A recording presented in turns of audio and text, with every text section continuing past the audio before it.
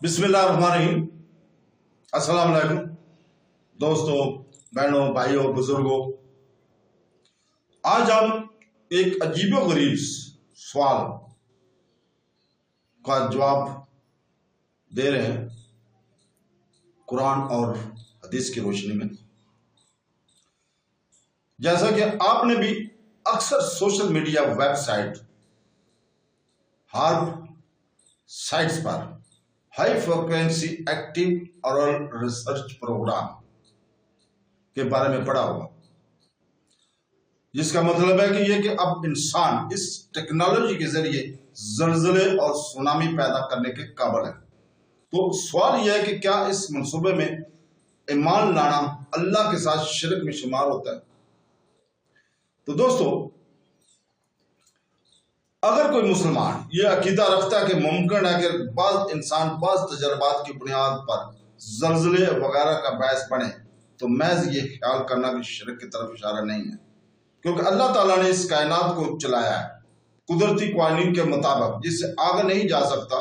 پھر اللہ تعالیٰ نے کچھ لوگوں کو ان فطری قوانین پر تحقیق کرنے، ان میں سے کچھ کے بارے میں معلوم کرنے اور ان سے فائدہ اٹھانے کی توفیق دی ہے۔ مثال کے طور پر اللہ تعالیٰ شفا دینے والا ہے، لیکن اس نے شفا کے اسباب بنائے ہیں۔ سیدنا جابر رضی اللہ تعالیٰ نے روایت ہے کہ رسول پاک صلی اللہ علیہ وسلم نے فرمایا، ہر بیماری کی دعا ہوتی ہے، اور جب اس بیماری پر دعا لگائی جاتی ہے تو اللہ کے حکم سے شفا ہوتی ہے۔ اسے مسلم 2204 نے روایت کیا ہے، اور اس نے اپنے بندوں میں سے کچھ کی رہنمائی کی ہے کہ وہ ان میں سے کچھ علاج تلاش کریں۔ عبداللہ بن مسعود رضی اللہ تعالیٰ سے روایت ہے کہ رسول پاک صلی اللہ علیہ وسلم نے فرمایا، اللہ تعالیٰ نے کوئی بیماری نہیں اتاری بلکہ اس کے دعا بھی اتاری ہے۔ جو اسے جانتے ہیں وہ جانتے ہیں، اور جو نہیں جانتے وہ نہیں جانتے۔ اسے امام احمد نے مسند میں روایت کیا ہے۔ طبیب کی طرف سے شفا کے ذرائع کے دریافت کر صرف اللہ کی مرضی اور فرمان سے ہوتی ہے۔ ڈاکٹر اور اس کی دعا سب اللہ کی مخلوق کا حصہ ہے۔ اللہ تعالیٰ فرماتا ہے سورہ صفات آیت نمبر 96 میں، جبکہ اللہ نے تمہیں پیدا کیا اور جو کچھ تم کرتے ہو۔ تو دوستو، اس آیت کو دو طرح سے سمجھا جا سکتا ہے۔ ابن کثیر رحمۃ اللہ فرماتے ہیں، مطلب یہ ہو سکتا ہے کہ اللہ نے تمہیں اس اور تمہارے اعمال کو پیدا کیا، یا مطلب یہ ہو سکتا ہے کہ اللہ نے تمہیں پیدا کیا اور جو کچھ تم کرتے ہو۔ دونوں میں نے ایک دوسرے سے مربوط ہے، لیکن پہلے کا زیادہ امکان ہے، کیونکہ بخاری کی کتاب افل آباد میں حذیفہ سے روایت کی ہے جو مرفوع ہے۔ تو دوستو، بے شک اللہ نے ہر بنانے والے کو بنایا اور جو کچھ بناتا ہے۔ مزید یہ کہ اللہ تعالیٰ نے کچھ لوگوں کو ان فطری قوانین کو سمجھنے کی ہدایت کی ہے جو اس نے حرکت کے بارے میں واضح کیا ہے، جس کے نتیجے میں وہ ایسی گاڑیاں بناتے ہیں کہ قابل ہوئے ہیں جو زمین، ہوا اور سمندر پر چلتی ہیں۔ یہ سب اللہ کی مرضی اور اللہ کے حکم اور اس کے حکم سے ہے۔ اس کی گاڑی دونوں اللہ کے بنائے ہوئے ہیں۔ اللہ تعالیٰ فرماتا ہے سورہ نحل آیت نمبر 8 میں، اور گھوڑے، کھچر اور گدھے تمہارے لیے سواری اور زینت کے لیے بنائے، اور وہ ایسی چیزیں پیدا کرتا ہے جسے تم نہیں جانتے۔ تو دوستو، مفسر شیخ محمد الامین رحمۃ اللہ فرماتے ہیں، الفاظ کے بارے میں، اور وہ تخلیق کرتا ہے جس سے تم نہیں جانتے۔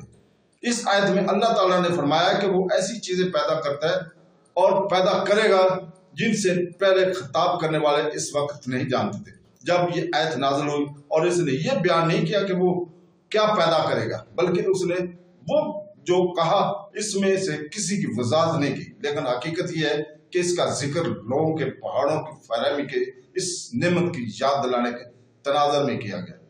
اس سے ظاہر ہوتا ہے کہ وہ جو لوگ کچھ پیدا کرے گا، اس کا ایک حصہ وہ چیزیں ہیں جو نقل و حمل کے ذریعے استعمال ہوتی ہیں، اور یہ ان نعمتوں میں نظر آتا ہے جو اللہ تعالیٰ نے اپنے بندوں کو آمد و رفت کے ذرائع کی صورت میں عطا کی ہیں، جو کہ آیت کے نازل ہونے کے وقت معلوم نہیں تھی، جیسے ہوائی جہاز، ریل گاڑیاں وغیرہ۔ لہٰذا میں یہ سوچ رہا کہ کچھ ایسے ماہرین بھی ہو سکتے ہیں جن کو اللہ تعالیٰ نے طوفانوں اور زلزلوں کے اسباب کو سمجھنے کی صلاحیت دی ہے، اور یہاں تک کہ یہ ماننا بھی ہے کہ اگر ایسا کہنے والا یقین کرتا ہے کہ وہ کیا کہہ رہا ہے تو سب اس سے کفر نہیں ہوتا۔ اگر فرد کو یقین ہو کہ وہ یہ ماہرین اللہ تعالیٰ کے بندے ہیں اور وہ ان میں سے کچھ بھی نہیں کر سکتے سوائے اس کے کہ مرضی اور اللہ کے حکم کے، یہ کائنات صرف اس سے کے ہاتھ میں ہے، بلکہ ان کے کوشش کچھ اسباب سے زیادہ نہیں ہے جو کسی ایسے فطری واقعہ کی طرف سے لے جائے جس کے اسباب کہ انہوں نے دریافت کر لیا ہو، اور یہ سب کچھ صرف اللہ تعالیٰ کے فرمان اور اس کے علم سے ہوتا ہے، اس کی مرضی اور اس کی تخلیق اللہ تعالیٰ فرماتا ہے سورہ المومنون 88 اور 99 میں، کہہ دو کہ کسی کے ہاتھ میں یہ ہر چیز کی بادشاہی اور وہ حفاظت کرتا ہے، حالانکہ اس میں کوئی بچانے والا نہیں اگر تم جانتے ہو۔ وہ کہیں گے کہ سب اللہ کا ہے، کہو پھر تو کیسے بہکا رہے ہو۔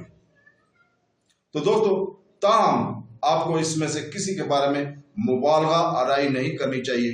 زیادہ تر معاملات میں جب اس طرح کے واقعات کے بارے میں معلوم ہو یا رپورٹ کیا جاتا ہے، اس کا مقصد کسی خاص جگہ پر زلزلہ پیدا کرنا یا خاص طور پر زلزلہ پیدا کرنا نہیں ہے، بلکہ وہ سیاسی مقاصد کے لیے یا دوسری صورت میں زیر زمین دھماکے کرتے ہیں، جس کے نتیجے میں یہ جھٹکے اور زلزلے آتے ہیں جن کی شدت مختلف ہو سکتی ہے، اور اللہ ہی بہتر جانتا ہے۔ تو دوستو، اللہ سے دعا ہے کہ وہ ہمیں قرآن پڑھنے اور اس کو سمجھنے، حدیث پڑھنے، تفسیر پڑھنے اور اس کو سمجھنے اور اس کے اوپر عمل کرنے کی توفیق عطا فرمائے۔ آمین، سب آمین۔ اللہ حافظ۔